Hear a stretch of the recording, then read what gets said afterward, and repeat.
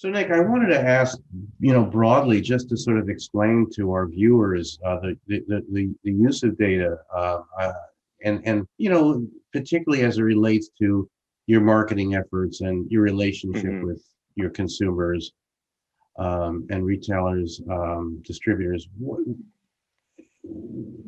Give us an idea of the data that you use and what's valuable.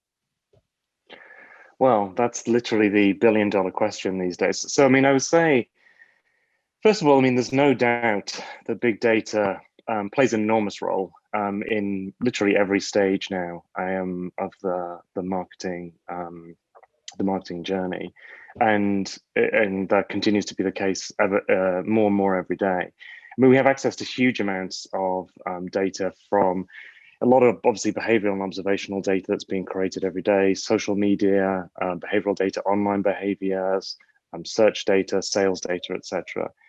And I think that's helpful at lots of different stages of the journey. As I said, one of the areas we've been most focused on is sort of, if you think of the front end of the marketing journey, is helping us get a better, richer, broader understanding of what our consumers are saying, what they're doing, and especially beyond our brands and categories. Because what's so powerful about a lot of that observational data is it's stuff that you don't even know to ask some of those questions, right? So it allows you to see beyond the obvious, to find some of those hidden patterns. So one of the examples is we've built this big data driven foresights engine. So what it does is it brings together all of the hundreds of thousands of millions of social conversations that are going on around what ingredients people look for, what benefits people are looking for in food and beverage.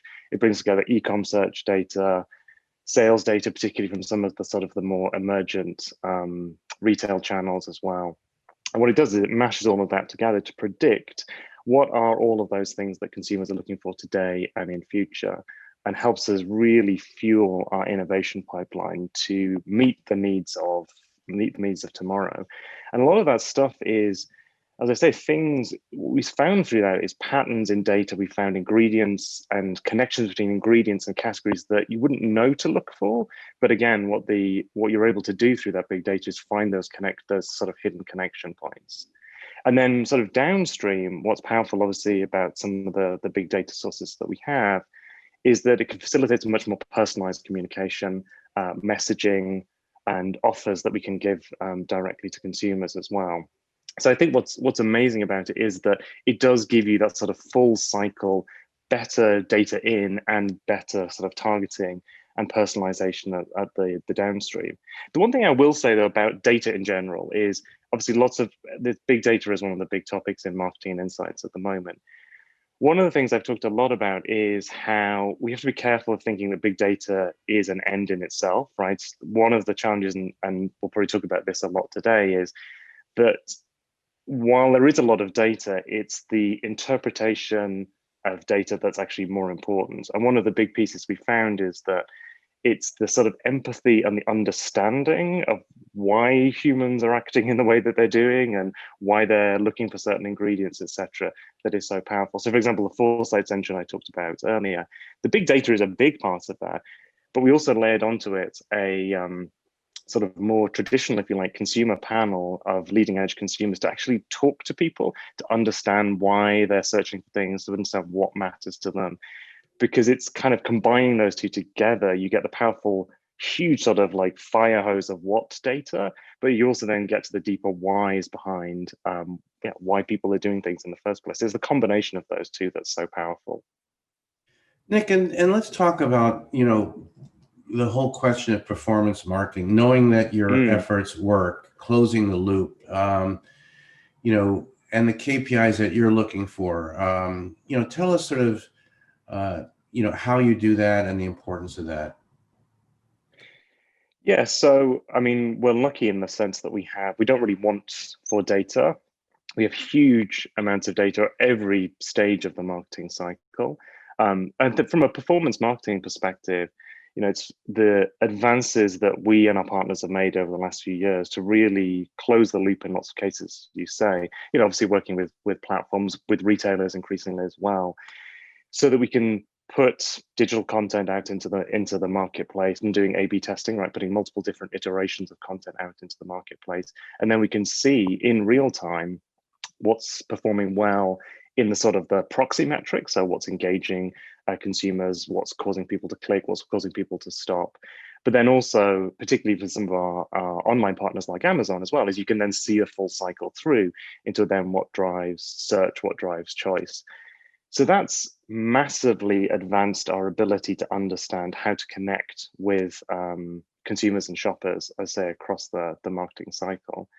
I think again, the secret sauce to me is that there's the data, and then there's connecting, interpreting all of that data, so you actually get to a so what. So, for example, even on the digital and the performance marketing side, is we've built an engine called Canvas, which brings together all of those different data sources into one place. So how all of our digital is performing, also how our TV is performing.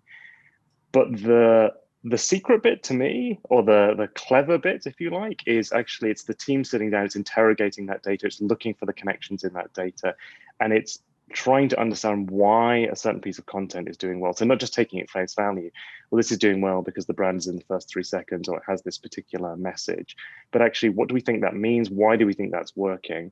And to me, that's the key point. Like, I think it's not how much data you have, it's how you really use it and how you interrogate it to inform the next thing that you do.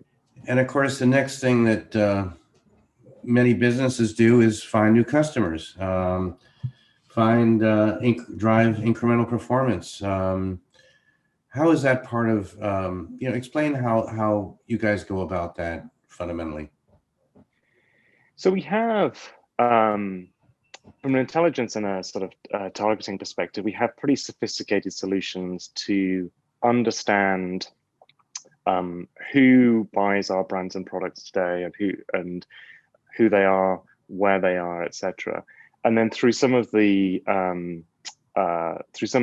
advanced data science tools that we built, we can, through proxy data, we can target lookalike people, right? So we can not necessarily directly those people who are in the panel, the shopper panel to begin with, but we can find people who look like those people, who shop in a certain way, who buy in a certain way, and reach those people directly. I think one of the great things is because we've created that sort of ecosystem of data, is you can quickly see, for example, on something like Mountain Dew Zero that we launched earlier this year, I think it was this year, it feels like a lifetime ago now, at Super Bowl, was we knew who we were trying to reach. We knew we were trying to reach some of our existing buyers, but we're trying to increase their basket size.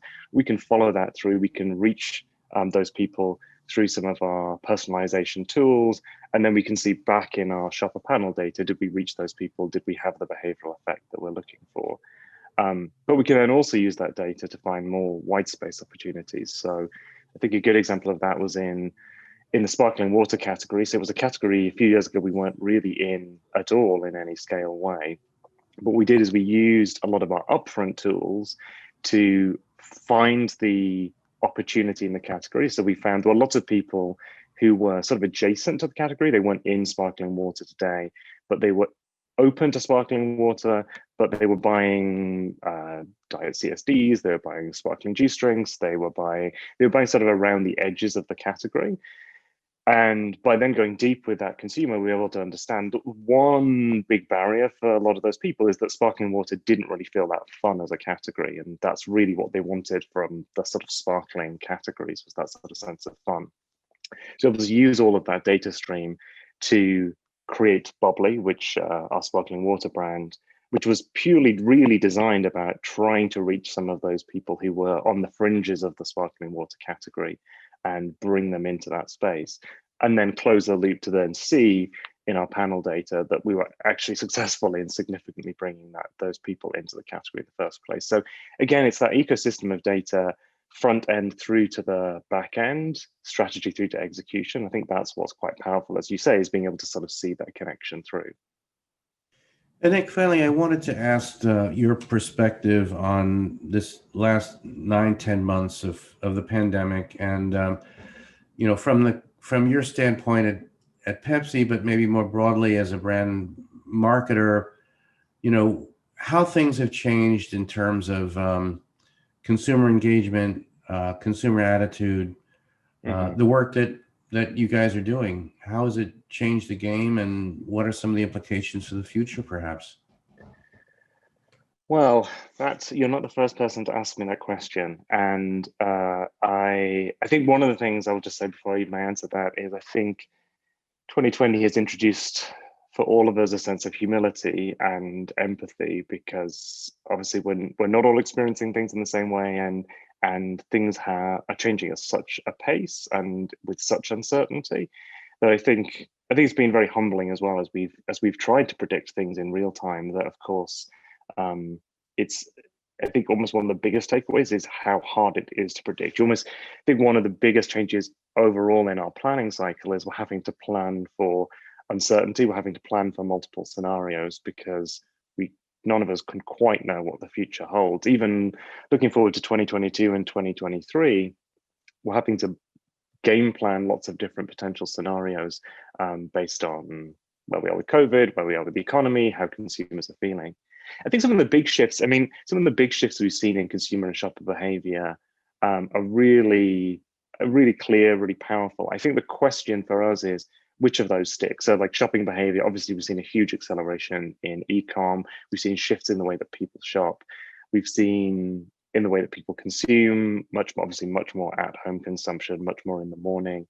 And then we've seen some big shifts as well in terms of what people are looking for. A big increase in people looking for stress relief in all of its different forms, looking for nutrition and a way to sort of create sort of preventative health, like that sort of protection zone around yourself.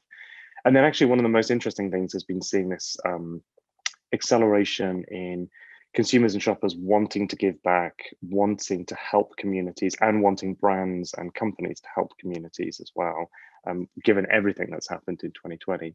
I think what's interesting as we're trying to work through what sticks and what doesn't is what we're using a lot of is to understand what were some of the existing trends that were happening. So e-com isn't new, right? It's been growing for some time.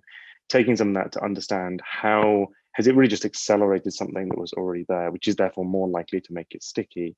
And then which of these shifts have sort of intrinsic value, like people are doing them and keeping on doing them because they have some additional value to them, and which of them are more behavioral shifts that are maybe things like consuming more in the morning, which are maybe just a bit of a function of a shorter time change in behavior. From a marketing standpoint, I would say what all of this has done, I don't think it's fundamentally changed some of our strategies per se, but I think it's made us really reevaluate a lot of our plans. So in 2020 and indeed into 2021, we basically did a complete review of all of our plans. We took out anything that felt inappropriate, right, in the circumstances. We built a whole series of new programs, sort of designed with the kind of consumer sentiment in mind for the different times of year. So the holiday season, for example, we have this whole Toys for Tots program, which is between all of the different brands of PepsiCo. And that really came from a sort of recognition that in what was going to be a really difficult holiday season, a lot of our consumers and shoppers will be looking for a way to give back. So we tried to infuse all of those insights and those trends into changing our plans.